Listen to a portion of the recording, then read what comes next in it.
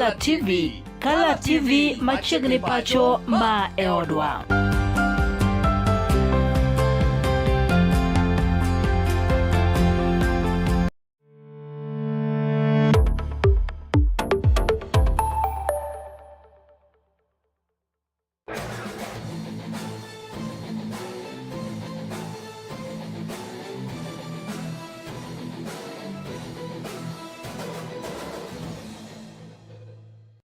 Mana kamanindo jimjo janeno mar Color TV tarike na par to kod ang'wen dweno eko mar ang'wen gana 20 to kod auchiel en Tuesday ma bende banyangafu midhiambo majaber marwaki machiegni weche eko mago makata chenro eko mar chal mar pewe ma bende chakore sa 11 nyaka sa 12 mano mar midhiambo matayi chenro ni endi luonga kaka mar Thuon Suba. Rwaki machiegni kamoro moro mainti nyalo elowa kanyo be mbui Color TV kata nyalo ornwa kanyo to machuok kokale mbui kata Facebook page ben tiere kanyo endo kaachiel kod YouTube page. Wadhi nyime kod chenro ni endi mar chal mar pewe kama bende wang'iyo kanyo endo National Super League kama bende wayudo kanyo ni National Super League timo nogo ma bende tugo eko mag National Super League mano Mombasa United bende Mombasa United yuere kanyo kod coach margi maduong' mano Gilbert Selebwa maendi biro mana banka bende timo nogo mar Mombasa United wacho ni nyaka seche giki winjruok mabende ne giketo kata kendo gichuok kokgi tarik 1 dwe mar 8 2020 to kod abich bende noserumo kanyo. Kata kamano inyalo paro kanyo ni Mombasa United nolo kanyo kod timo nogo mar Kibera Black Stars weche lieko to deped ni kosebedo kotimo maber emomiyo bende inyalo teng lwete mogo miyo coach kata japuonj maduong' mar timo nogo mar Mombasa United mano Gilbert Selebwa bende koro nyaka sani ose teng lwete mogo gi timo nogo mar Mombasa United mabende tugo tukgo mag National Super League kama dwang'eyo kanyo kaka bende 2025-2026 tukego eko mabende mag National Super League standings kaka bende mesa chalo en ni Migori Youth omako kanyo thuolo mokwongo mabende en kanyo gi points maromo 58 gi riwo points gi Mombasa United mabende osetengo lwet coach margi mogo gin kanyo kod gisego tuke kanyo endo maromo 28 giduto te ka bende en ben kanyo kod points maromo 50 to kod 8. Kasto Equity Bank ni kanyo de thuolo no iko mar adek gi points maromo 50 kod 3. Ono situ kanyo do tuke maromo 10 to kod abich osewin kanyo do kata situ tuke maromo kanyo do 20 kod 8 kendo seido loch nyade 10 kod 5. Kasto Mofa ni thuolo no iko mar 4 gi points maromo 50 kod 2 embo situ tuke 20 kod 8. Kasto 3K FC osetugo tuke kanyo do 20 kod 7 ni kanyo kod points maromo kanyo do 5. Fortune Sacco osetugo kanyo do tuke maromo 20 kod 7 gin gi points maromo 40 kod 6. Kasto Kibera Black Stars ni kanyo do thuolo mar 7 gi points 40 to kod 5. Kasto Naivas ni thuolo mar 8. Kasto FC Talanta ni thuolo mar 9. Nzoia Sugar ni thuolo mar 10 gi points 30 kod 9. Kasto Soy United ni kanyo de thuolo mar 11 ni gi points kanyo maromo 30 kod 9. Kasto Nairobi City Stars ni kanyo thuolo mar 12 ni gi points maromo 30 kod 4. Kasto Gucha Stars ni kanyo gi points maromo 30 kod 3. Kisumu All Stars kosebedo kadene gi maber kata kamano gimbe Kisumu All Stars osekanyo no tuke maromo 20 kod 8 gin kanyo gi points maromo 30 kod 3. Inyalo paro ni kanyo gise yudo loch kanyo nyadi 9 kende kendo osegogi kanyo endo nyade 10 to kod 4 and koro ne Kisumu All Stars kata Kisumu All Stars osegogi kanyo nyade 10 kod 4 gisedo loch kanyo maromo 8. Kasto bende gisea mudhi nyade 4. Wan kanyo kod Luanda Villa ni kanyo gi points 20 kod 9. Kasto Darajani Gogo ni kanyo gi points 20 kod 7. Kabati Youth ni kanyo gi points 20 kod 7. Kasto thuolo no iko mar 10 kod 8 MFC FC ni kanyo gi points maromo 20 kod 1. Kasto Mwatete United ni kanyo gi points marom 20 kod achiel. Bende gin thuolo mar 10 kod 9 kasto thuolo mogik mano thuolo mar 20. Vihiga United ni kanyo gi points marom 20. Koro nyaka sani en ni jogo iko ma bende kidek dok e lum gin kaka Kabati Youth, MFC FC, Mwatate kaachiel kod Vihiga. Jok ma bende maber kabisa gin kanyo Migori, Mombasa kaachiel kod Equity Bank.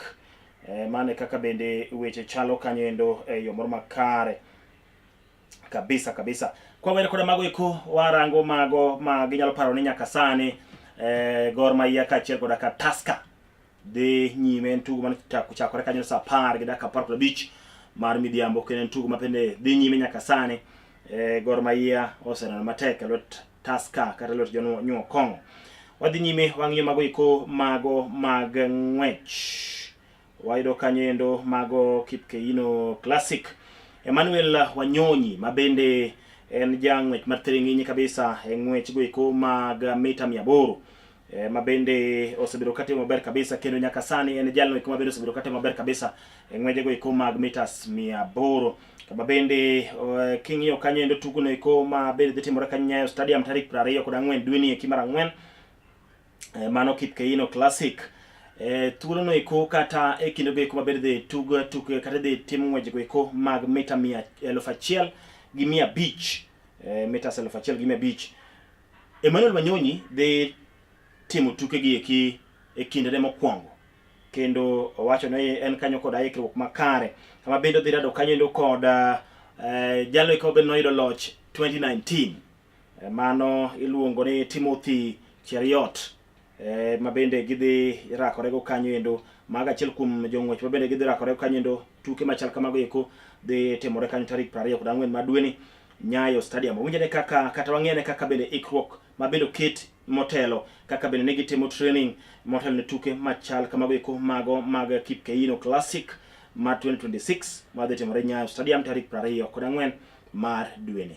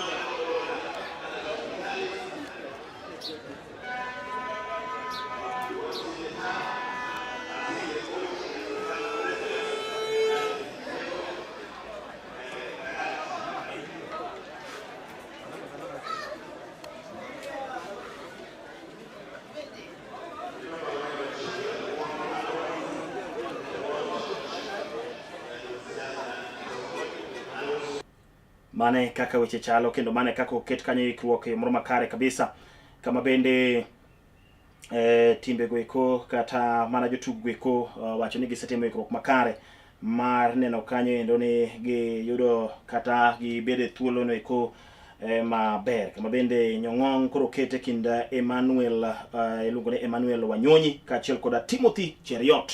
Ka bende wadhi nyime kanyo endo en tukgo eko mag FKF mago mag bende timo nogo mar Gor Mahia kaachiel koda Tusker United ne rakore kanyo endo Wanguru Stadium, Mwea, Kirinyaga County.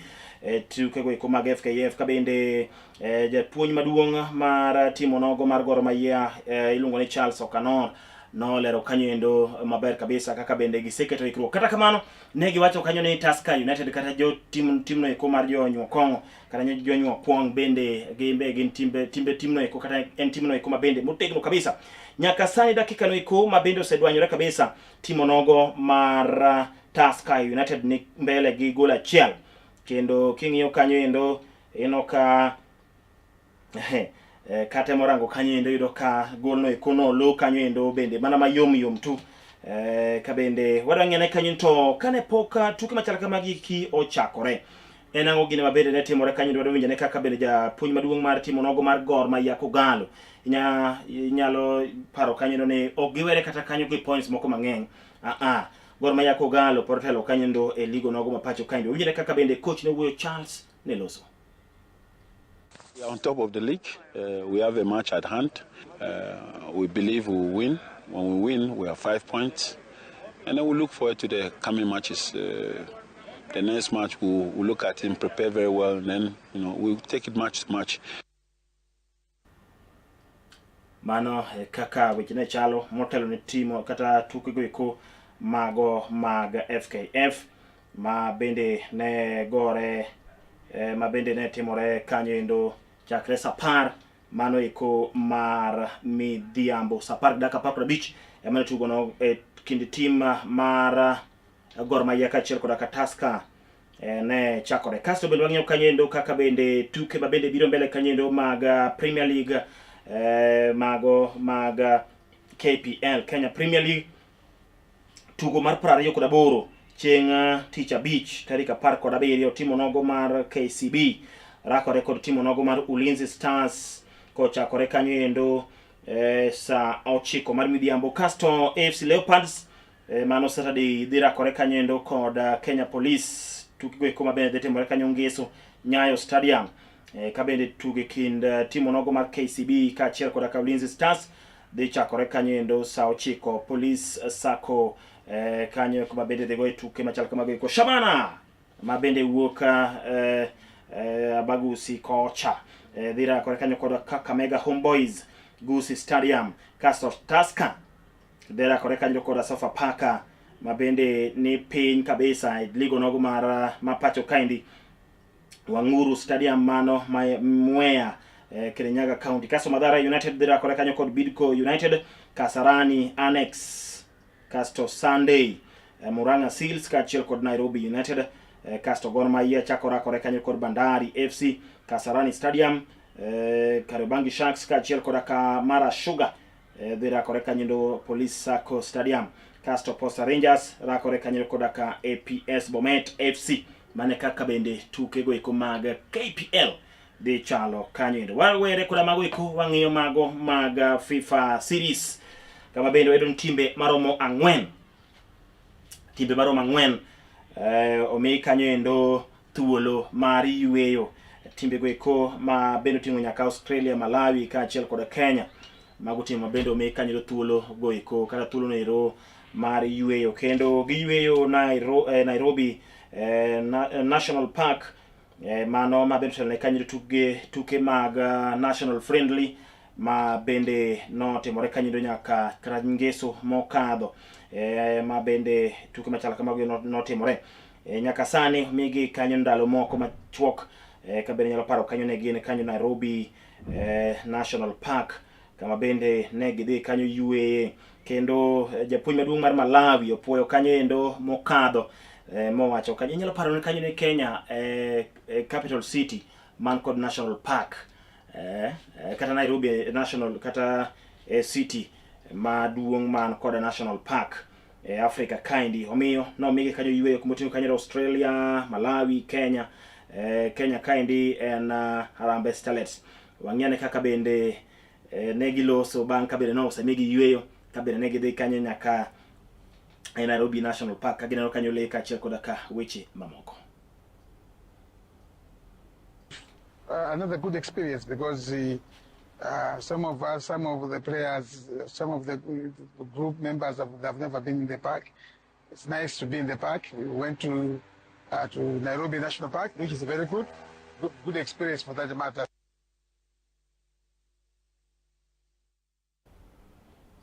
Iwinjo kaka bende japuonj maduong' mar Malawi wuoyo kanyendo ko puoyo mokadho okang' mabende no kawo kanyendo kendo opuoyo kanyo mokadho Nairobi National Park. Omiyo ng'eni mano bende en achiel kuom gigo eko mabende dhi ywayo. Ng'eni kani kelo gino kanyendo kata kani imiyo gi kinde mar yweyo bende chal ka gima ne item ng'eni to nyalo temo ywayo jo tim limbe kata jogo eko mabende biro limbe pacho kaindi.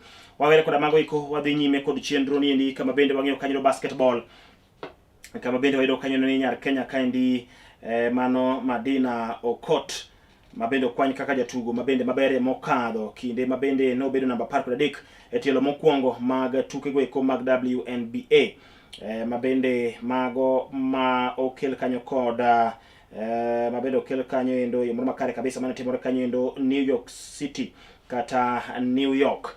Mano tuke mabende 20 mag higani mar 2020 to koda auchiel. Kabende inyalo paro kanyo to chako tuke mago eko mag basketball higa mar 2020 seche mabende notimo maber tuke eko mag basketball mag Wakeini. Kasto bende inyalo paro kanyo ni nyaka sani otugo ne timo nogo mar mbalariany mago eko mag mano mar University of South Carolina mabende nyaka sani otime tuke mabende mago kata timo nogo mar University of South Carolina mabende kata mabende otuge nikech ing'ene ka mbalariany kanyo koda team mabende tugo tuke go eko mag basketball kata tuke mabende opogore to maendi en achiel kuom kata Okot en achiel kuom jotugo mabende timo kanyo maber kabisa. Nyalo paro kanyo ne bende otimo tuke eko mago mag 3-3 kata otimo tugo eko mar basketball 3-3 matene ni ji 3 kasto nitie mar ji 5 bende koni kod kocha. Kasto bende no yange kaka jatugo no bedo kanyo jatugo mathiring'inyi kendo jatugo mabende nyalo timo maber higa mar 2023 no dhiale kanyo kaka jatugo mabende nyalo biro timo maber higa mar 2023 mago kuom Wakeini. Wawinjane kaka bende ne weche chalo kata wanene kaka weche ne chalo kaka bende no loso nyadende Madina Okot no loso.